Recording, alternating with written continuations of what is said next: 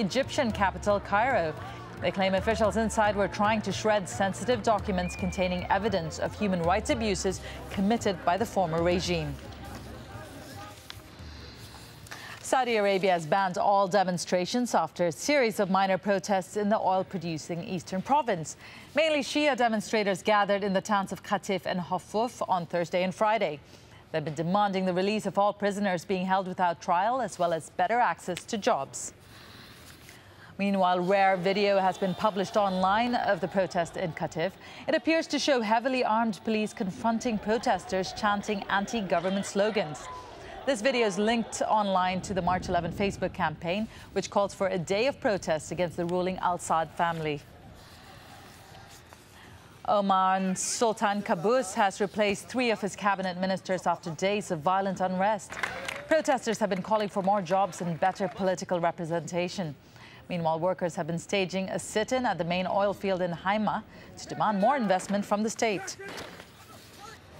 Hundreds of people have rallied in the Algerian capital. Police say are on standby as the crowd moved towards Martyrs Square in Algiers. Opposition parties called for the march. They say Abdelaziz Bouteflika's government has squandered the country's wealth. The government recently lifted a 19-year-old state of emergency and allowed opposition voices on television. Many of Libya's oil towns are said to be in the hands of the country's opposition forces, but revenues from the sale of its precious resource to Europe are still going to Tripoli and propping up Gaddafi's regime. Now, this despite sanctions from most Western nations. Rory Challens explains. Oil. Libya has it. The rest of the world needs it.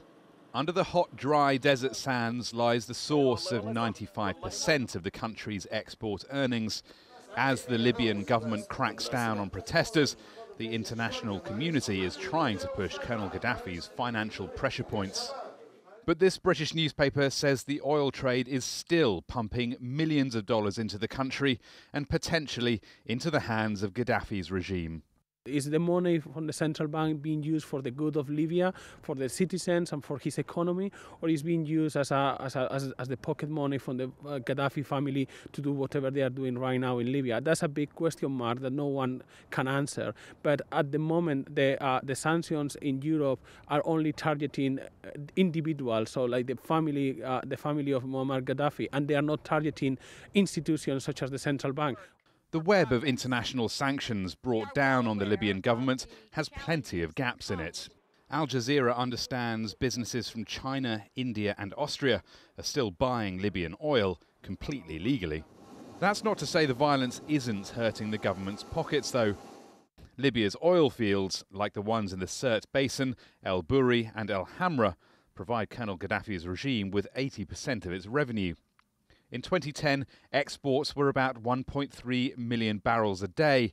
Last week, that had slumped to under 600,000 barrels a day, and it's still falling. We hear about a lot of fighting centered around oil export towns, potentially soon maybe fighting also around oil fields in the Sirte Basin, where there's a fault line between the east-west coast.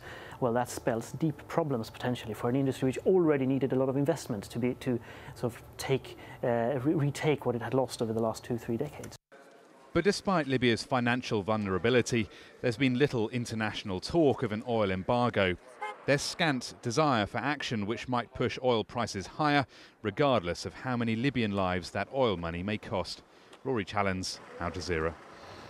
Mansour El-Kiria is chair of the Political Science Department at the University of Texas in San Antonio, from where he joins me now.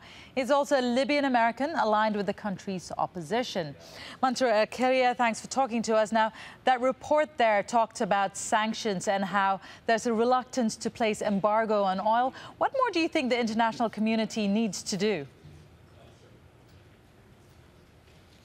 Well, there's a lot more the community can do. But it needs a leader, and the United States needs to be that leader. But unfortunately, the United States is not willing to assume the position of leadership. Mr. Obama talks a lot, but doesn't follow up his talk with any type of actions. The funny thing is that American presidents over the time were never known for how many years they served. They're known for what they do. Monroe Doctrine, do you know how many years Monroe served? No, but he's known for the Monroe Doctrine. How many times did Wilson serve, or so forth?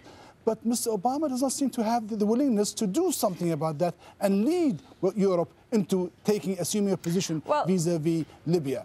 The big problem over here. Go ahead. Yeah, I'm sorry. Go ahead. Well, Mr. Obama has said that they do have the luxury of time, and this has to be approached with caution. U.S. has intervened many, many times and has come under strong criticism. Let's take Russia, Afghanistan against the Russians, Vietnam. Isn't it worth the U.S. taking the humanitarian approach it is taking and assessing the situation before it jumps in as you're calling them to do? No, I'm sorry. I mean, Mr. Obama is taking the time, but it's taking time at the expense of Libyan lives. First of all, no one in Libya is asking Mr. Obama to spend one American life. No one is doing that. But what we're saying, very simply, he says, you want to help us morally? Recognize the new government. Stop calling the people who are actually opposing Gaddafi as rebels. When it's 1,000 people, 500 people, they're rebels. But when over 1 million people oppose him, they cease to be rebels. Thirdly, and more important, provide the country with non-military goods if you want to. At least television, portable television, satellite television stations, some pictures, radar pictures of where, or satellite pictures of where Gaddafi's forces are. I mean, this is a win-win situation for the United States. It's like it doesn't lose anything. There is no loss to the U.S. And in fact, it will help him be re-elected again in the coming 4 years. But Mansour al-Khairiya, what makes the National Council legitimate? Well, because, first of all, a large number of Libyans have supported it. A large number of those who freed Libya have supported this council. It is an organized council. It's a provincial one, a temporary one. But whatever it is better than Gaddafi. You don't need an explanation that Gaddafi is no longer legitimate. It's not legitimate among the Libyans, and Mr. Obama said that. So if you're saying that Mr. Gaddafi is no longer legitimate, why are you supporting an illegitimate government? Doesn't make any sense to me. Either lead or get out of the way. Libyans will win. They will win. I assure you they will do it. But it just makes the difference is how many people die in the process. Mr. Obama can wait, yes. But in the process, maybe 10 or 12,000 or 13,000 Libyans will die. Mansour al-Khairiya, Chair of Political Science Department at the University of Texas.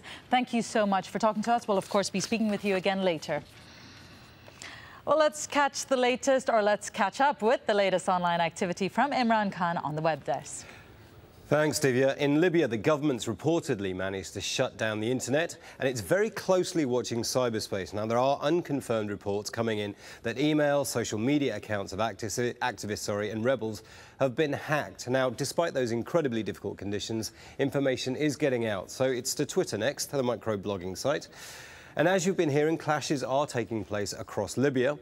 This one says, reports of shooting taking place in Sirte now. Now, Sirte's a very strategic town, and it's the birthplace of Colonel Gaddafi. And this, a call to arms for the rebels. Libyan revolutionaries will keep fighting.